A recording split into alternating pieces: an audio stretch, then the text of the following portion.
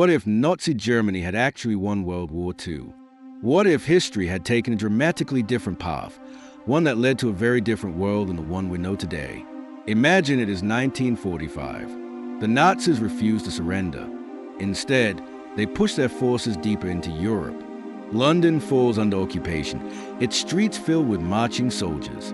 The Soviet Union, after devastating battles on the Eastern Front, collapses under the relentless pressure. Cities like Moscow and Stalingrad lie in ruins. Across the Atlantic, the United States, weakened and isolated, hesitates to intervene, focusing instead on rebuilding from within. Europe is no longer a continent of independent nations.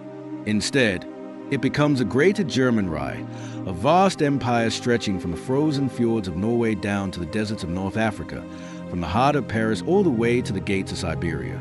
The swastika flies over every major city, a symbol of ruthless control.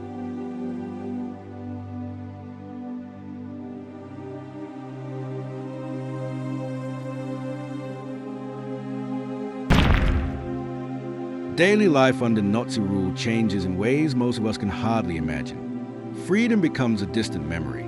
The regime enforces strict surveillance, with secret police everywhere, watching, listening, reporting.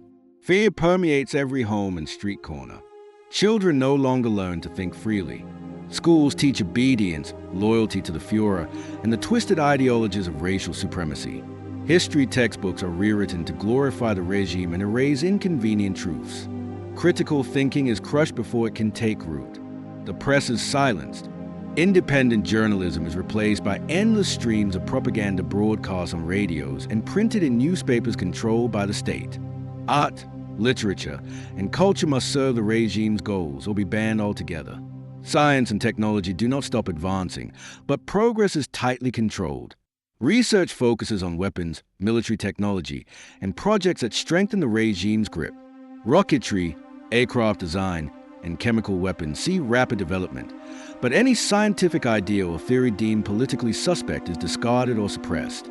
The Holocaust, already one of history's darkest and most horrific crimes, continues and expands without end. Millions more lives are lost as a re-aimed, systematic campaign of genocide targets not only Jews but Roma, Slavs, disabled individuals, and anyone who dares to resist or be different. Concentration camps become permanent. Industrialized centers of death. On the global stage, the balance of power shifts drastically. The United States remains weakened, isolated from European affairs, hesitant to project power abroad. Japan remains a close ally to Germany, controlling large part of Asia, but cracks begin to form beneath the surface as rival ambitions and distrust grow between these authoritarian powers. A new kind of Cold War emerges. Not democracy versus communism, but fascist empire versus fascist empire. Both seek total domination, but with different visions and brutal methods. The world becomes a powder keg, where tensions simmer dangerously close to explosion. Scientific innovation continues, particularly in military technology and aerospace, as each regime races to outmatch the other. But this progress is always shadowed by censorship and ideological control, limiting creativity and free inquiry. Meanwhile, culture suffers tremendously.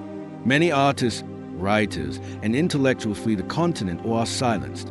The vibrant diversity of voices that once defined Europe is replaced by a homogenized culture of fear and obedience. Despite this grim reality, pockets of resistance persist, brave individuals and underground movements who refuse to give up hope or freedom. They risk everything to keep the flame of dissent alive, even when the shadows seem endless. How close did the world really come to this nightmare? Just a few moments, a handful of decisions, a stroke of fate could have changed everything. What if D-Day had failed? What if the atomic bomb was never developed? What if key alliances had never formed? Thankfully, history took a different path. The Allies fought with courage and sacrifice, making choices that altered the course of history.